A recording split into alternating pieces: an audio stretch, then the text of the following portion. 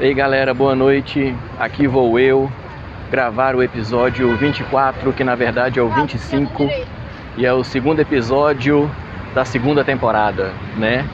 E eu já aproveito para dizer que hoje é uma terça-feira, dia 11, se eu não me engano, é isso mesmo? E eu gravei ontem, na segunda-feira, dia 11, ou hoje é dia 12, não sei, agora eu não sei. Enfim, segunda-feira, dia 11 ou 12 de fevereiro, eu fiz a gravação de um podcast com um cara muito foda, que a gente sempre discute, a gente nunca concorda, né? E é bom que cada um explana seus pontos de vista e de vez em quando dá até certo. Né? A interação construtiva é assim também, pode ser na base da discordância. Esse cara é o Balbi e o podcast é o Café com Dungeon. E ele fez um convite irrecusável, é claro, né? Um cara que nem eu, que tem um podcast com 20 e poucos episódios, é convidado por um cara que tem literalmente mais de mil episódios no YouTube. Como que eu não vou aceitar um convite desses, né? Pois é, aceitei, participei, a gente fez uma gravação que, até onde eu sei, foi muito massa, foi muito boa, muito proveitosa para ambas as partes. Muito mais para mim que para ele, né? Porque, vixe Maria, é realmente espantoso. Eu tô começando ainda e já tô tropeçando em tantas e tantas dificuldades, e ele já passou por meio que tudo isso que eu tô passando, e eu tô na minha caminhada aqui no início ainda, né? Então é isso, Café com Dungeon, episódio do RPGista Palestrinha, rolou a gravação, não sei que dia que vai pro ar. Se for pro ar mais cedo, ó Aerosmith, Dream On. Dream On é continue sonhando, persevere no sonho, né? Tem que perseverar mesmo. Falei com ele das dificuldades que a gente enfrenta, que todo mundo enfrenta, conversamos a respeito disso. E para mim foi um grande prazer poder gravar com o Balbi. Receber o convite já foi bacana. Gravar então e tudo, massa demais. Se bobear, quando esse podcast for ao ar, já estará já terá saído esse episódio aí, já terá estreado esse episódio do Café com Dungeon há algumas semanas, né? Eu tô gravando aqui em fevereiro e esse episódio irá ao ar daqui a um mês, dia 9 de março, se eu não me engano, né? Episódio 24, que na verdade é o 25. E segundo episódio da segunda temporada, que eu tô aqui feliz da vida de estar fazendo essa gravação. Hoje eu tô fazendo uma outra caminhada. Hoje eu estou indo do trabalho para a estação de metrô, né? E passando aqui em frente morrendo de fome. Morrendo de fome. Tô passando aqui nos lugares em BH que tem um povaréu que tá comendo umas carnes bonitas. Tem uns doces também, umas coisas. E eu ainda vou fazer uma caminhada aqui de mais ou menos uns 2 km até chegar ao metrô, para poder tomar meu rumo de casa e de lá, né, da estação do metrô, ainda fazer uma outra caminhada para chegar em casa e lá jantar com a digníssima esposa, que fez aniversário essa semana de fevereiro, né, dia 5, foi aniversário dela, e a gente comemorou e foi super ótimo. Semana passada que eu digo, essa semana que eu digo semana passada, né, eu tô gravando na semana seguinte já. Mas chega de tanta lenga-lenga, nossa, 4 minutos quase. No último episódio eu falei de elfos, né, dos Caetir, do meu cenário. Pois é, eu também fiz uma reformulação a respeito dos anões. E hoje nós vamos falar sobre os anões, né? E como que eu fui aprendendo sobre eles e como que eu fui encarando todas as questões de mundo de fantasia com anões, né? E os anões? E a teimosia?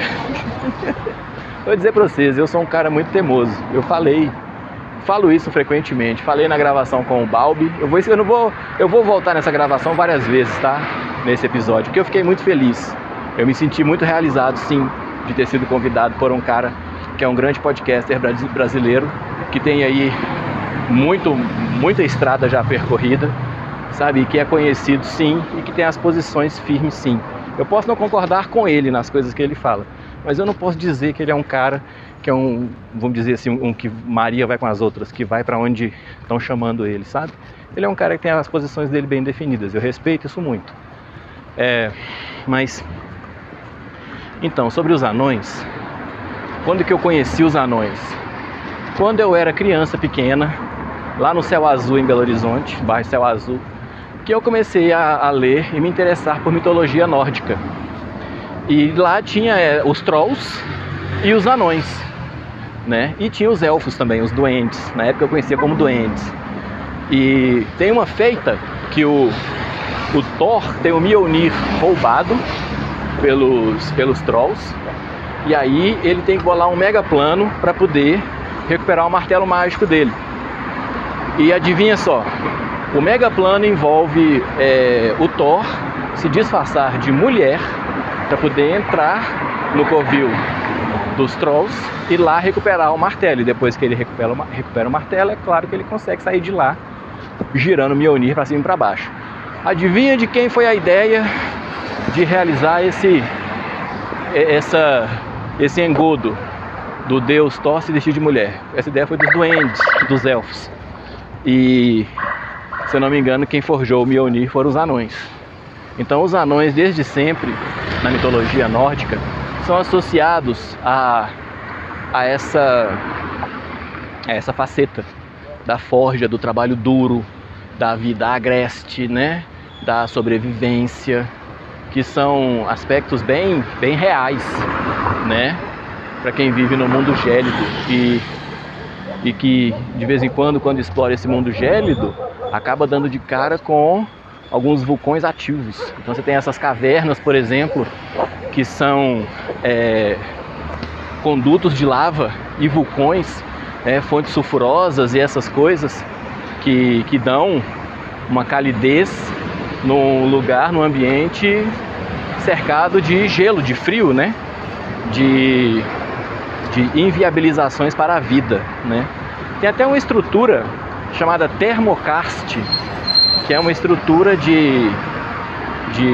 comum em regiões polares, subpolares, né, árticas, na qual vapores, por exemplo, não precisa ser a lava, pode ser vapor de água quente, passa pelas frestas das rochas, atinge a superfície, e quando essa superfície está congelada, coberta de gelo, por centenas de metros de gelo, esse vapor, esse calor, né, esse líquido, fluido, que quer que seja, de temperatura elevada, essa salmoura, por exemplo, como é chamada em termo técnico, né, ela percorre os lugares e vai criando vazios, e vai criando, como é que fala, caminhos, cavernas, grutas, salões, né, analogamente ao karst, que é o conjunto de estruturas de cavernas em rochas.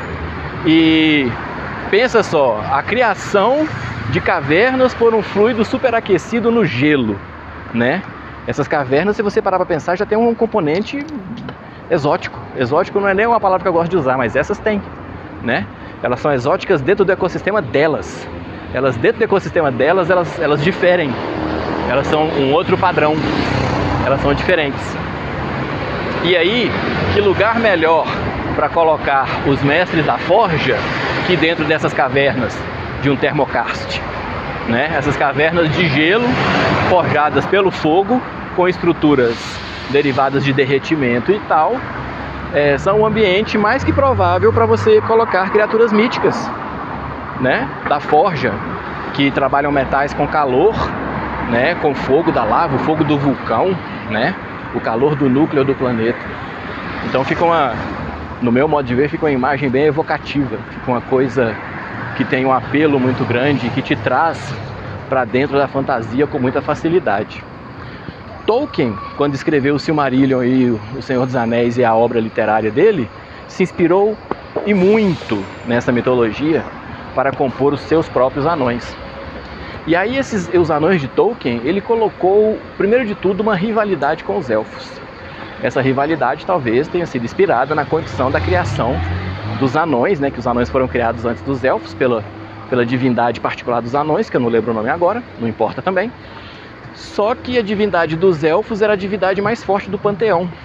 E aí na hierarquia das divindades, a divindade dos elfos falou: alto lá, o primeiro povoamento da Terra-média será com os elfos, não será com os anões. E aí ele não mandou eliminar os anões, mas falou: você pode ter eles aí, mas você vai segurar até depois dos elfos chegarem na Terra-média, e assim foi feito. Os anões ficaram no bolso, né? Eles foram criados antes, mas eles foram enviados depois para a Terra-média. E aí os anões são robustos como são, porque eles foram criados para uma época onde a Terra-média era um terreno muito mais inóspito, muito mais indômito, né? Do que a época em que foi ensejada a chegada dos elfos. Então os elfos chegam e logo depois chegam os anões. E aí tem essa rivalidade dos elfos com os anões, que basicamente não existe em nenhum outro lugar pré-Tolkien, a não ser que vocês conheçam uma fonte e queiram me indicar. Vocês podem deixar essa fonte aí nos comentários, eu terei o prazer em corrigir a informação. Inclusive um pequeno paralelo aqui, eu vou criar uma temporada paralela chamada Falha Nossa, e nela entrarão os episódios onde eu me refiro às coisas que eu disse e que estavam erradas e que foram citadas por pessoas, referenciadas, documentadas e registrados os erros pelas pessoas que me acompanham.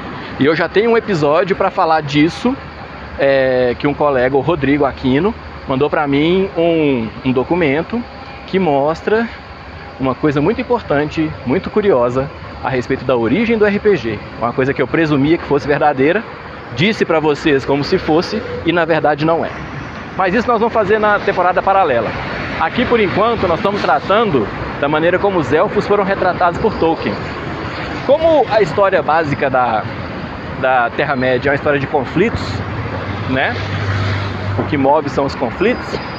E como o Tolkien queria utilizar esse cenário basicamente para poder divulgar os estudos linguísticos dele, ele achou por bem, isso sou eu elucubrando, né? Sou eu imaginando, supondo. Ao que me parece, ele achou por bem criar uma rivalidade entre anões e elfos.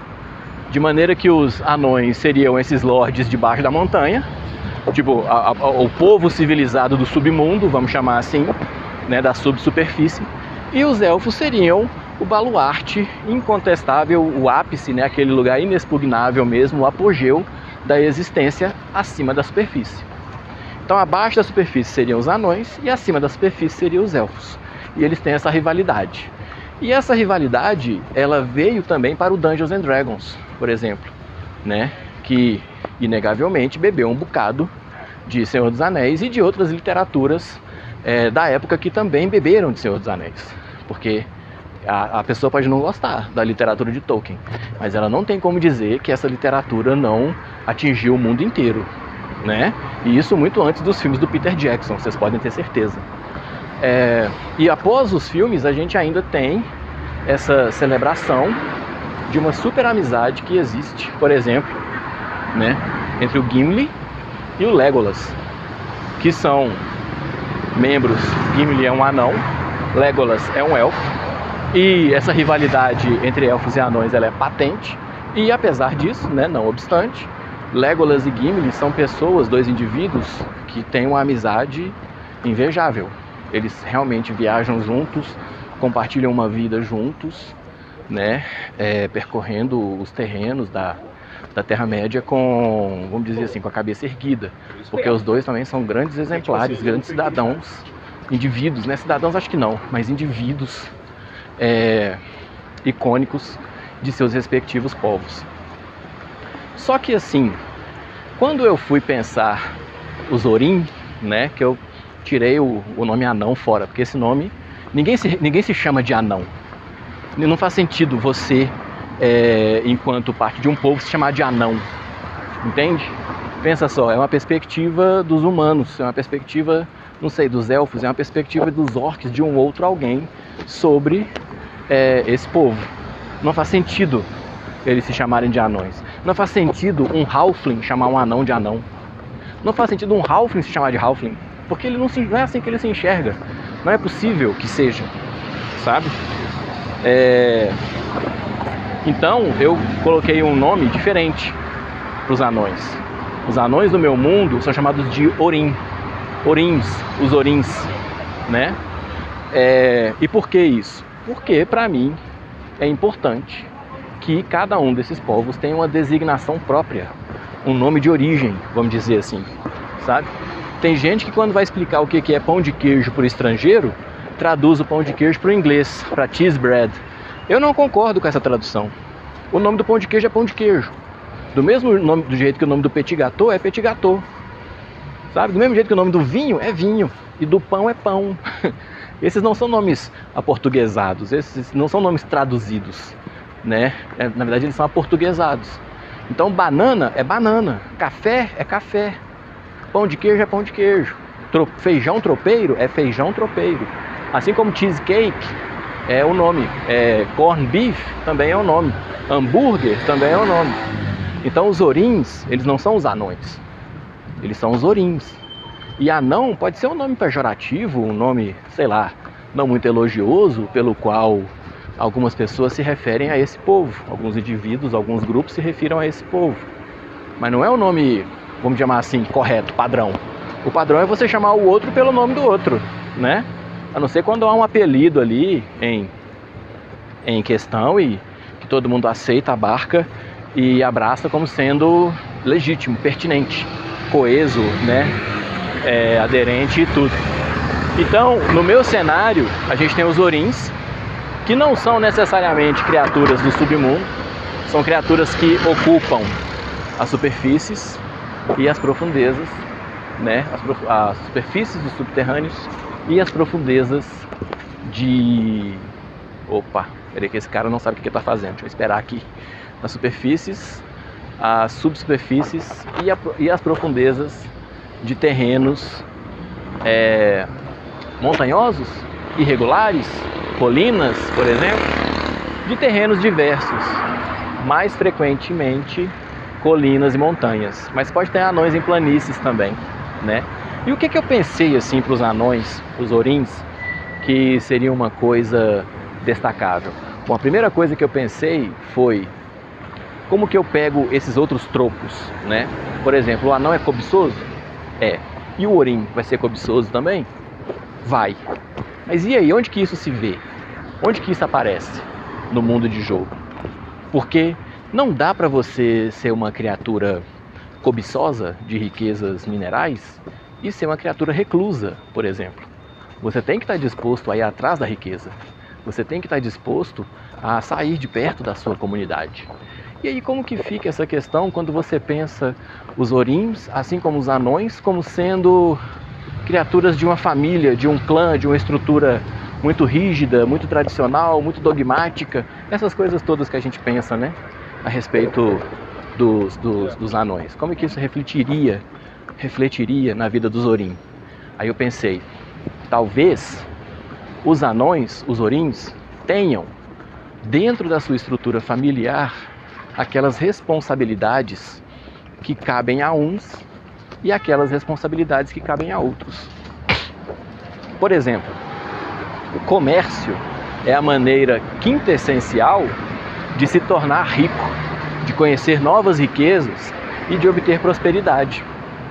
Os caetir, como são inclusive avessos ao ouro, terão de estabelecer alguma relação de troca, alguma relação de algum benefício com outros povos, a fim de prosperar em determinados campos onde eles simplesmente não têm acesso.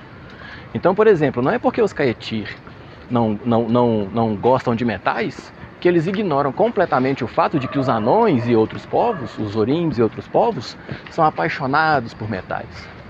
Então os caetir podem muito bem estabelecer uma relação comercial com os orim, dizer, olha, vocês vão explorar isso aqui, vocês vão fazer isso da melhor maneira possível, da maneira mais controlada possível, e em troca a gente quer tal coisa. A gente quer que vocês forjem pra gente determinadas coisas. A gente quer que vocês construam uma ponte. A gente quer que vocês estabeleçam segurança nessa fronteira aqui. A gente quer que vocês entrem aqui nesse subterrâneo, deem uma investigada e nos digam o que tem lá embaixo, né? Então, e patrulhem esse subterrâneo também.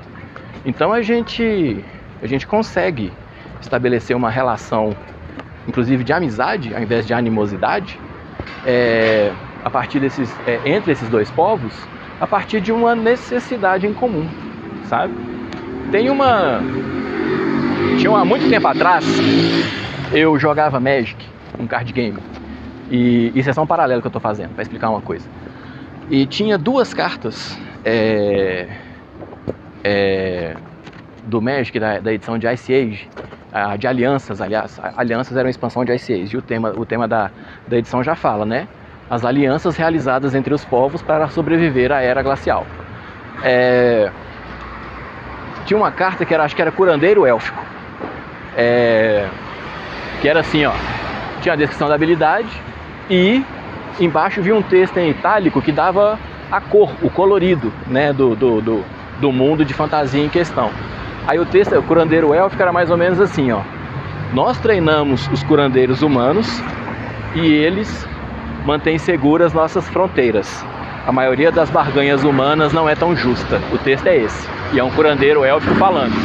Aí tem um texto chamado, uma outra carta, uma carta chamada Batedor Icatiano, ou Batedor de não sei aonde, né? Tipo, um guarda de fronteira de não sei aonde. Aí o texto é de uma comandante humana falando o seguinte: os elfos treinam os nossos curandeiros e nós mantemos as suas fronteiras vigiadas. A maioria das barganhas élficas não é tão justa. Então eu achei interessante. É uma parada do tipo: eu preciso disso aqui que você tem, você precisa disso aqui que eu tenho ou que eu posso fazer. Vamos realizar uma troca. Vamos estabelecer um padrão comum de negociação, que não precisa envolver dinheiro, na verdade. Porque os humanos na Era Glacial precisam de curandeiros bons, precisam. Os elfos na Era Glacial precisam de alguém que patrulhe suas fronteiras contra inimigos em comum dos humanos? Precisam. Pronto. Você não tem que envolver dinheiro. Você só tem que envolver o atendimento dessas necessidades. E se a gente tem os anões como sendo mestres da forja, e a gente tem os elfos como sendo criaturas que não trabalham com isso, tem duas conclusões que são imediatas. Primeiro, os elfos estarão sentados numa pilha enorme de recursos, a respeito das quais eles simplesmente não têm interesse, o mínimo interesse, para se dizer, vamos dizer, né? A não ser enquanto moeda de troca. Segundo, você terá nos Orins, né, os Caetir têm a pilha de recursos, você terá nos Orins o desejo, a cobiça por essa riqueza. Não necessariamente maligna, todo mundo quer ficar rico, gente, não tem jeito não, tá? Todo mundo quer prosperar de uma forma ou de outra. Então os Orins têm o desejo por obter essas outras riquezas.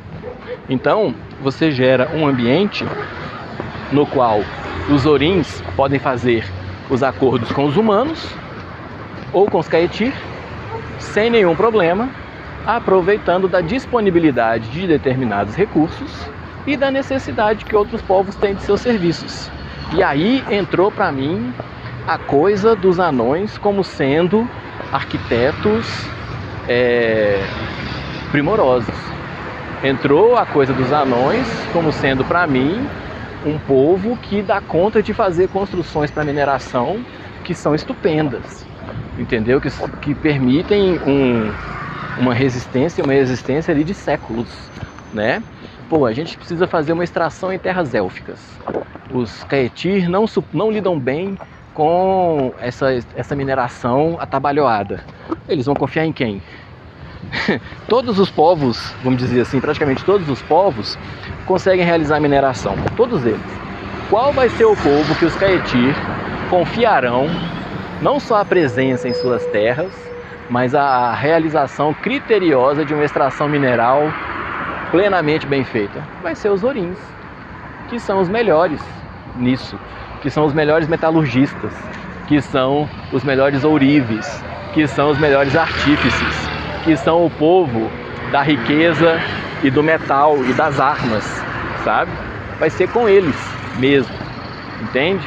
Então, eu dei aos Orins essa estrutura, eu vou chamar de civilizatória, por falta de uma palavra melhor, apesar que civilizatória não é adequada, porque eles também querem que o contexto deles coexista com outros contextos, mas em termos de domínio de técnica, os Orins tornaram a coisa civilizada mesmo, sabe? Sem tanto recurso mágico. Os recursos são muito mais tecnológicos ou alquímicos, vamos chamar assim. E aí tem essa coisa do anão do D&D e até certo ponto do Tolkien ser essa criatura avessa à magia, né? E aí, como que fica isso? Eu faço as melhores armas, mas eu preciso de outra pessoa, eu tenho que terceirizar encantamento de arma? Isso é muito complicado, né? E esse pedaço eu simplesmente decidi tirar, porque não faz muito sentido. Não faz muito sentido uma civilização se erguer na ausência de magia, dado que a magia é uma variável persistente, presente e em muitos aspectos soberana. Tem muito lugar que onde a magia chega, ninguém mais chega, né? Então, eu criei uma sociedade dos Orins que tem sim essa prevalência da magia. Só que, aí é que vem, essa prevalência da magia não se enquadra na realização dessas atividades. Então a magia para eles é direcionada para um outro contexto, né? É direcionada não para essas arquiteturas e tudo. Não é que não existam magias que afetem isso, existem, só que elas não são o centro da coisa. Não se espera que se tenha uma solução literalmente mágica para o que quer que seja que eles façam, né?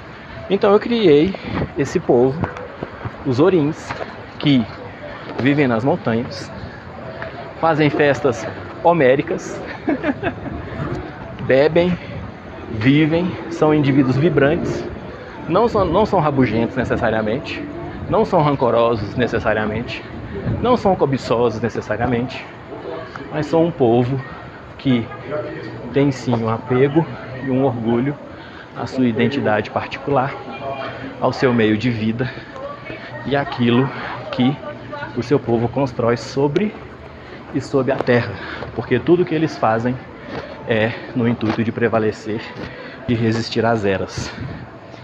E nisso, meus queridos, eu estou aqui concluindo a minha caminhada. Cheguei aqui no metrô, tomara que ele não demore tanto, e agradeço a vocês pela paciência por mais esse segundo episódio. E para o terceiro episódio eu vou falar dos Halflings, ou na verdade daquele outro nome, né, que eu criei para os Halflings, que eu não vou dizer agora, vou deixar vocês no suspense. Agradeço demais pela atenção, peço encarecidamente que vocês compartilhem o podcast entre as pessoas que vocês conhecem, entre os círculos que vocês conhecem. Vocês estão vendo que o assunto é genérico, né? Então dá para poder atender as demandas de vários grupos e pessoas diferentes. Por enquanto ainda é um podcast a respeito de lore e não a respeito de regras. Ainda é um podcast a respeito de histórias, de fábulas, vamos chamar assim, e não um podcast a respeito de mecânica. Eu agradeço muito a vocês. Até uma próxima.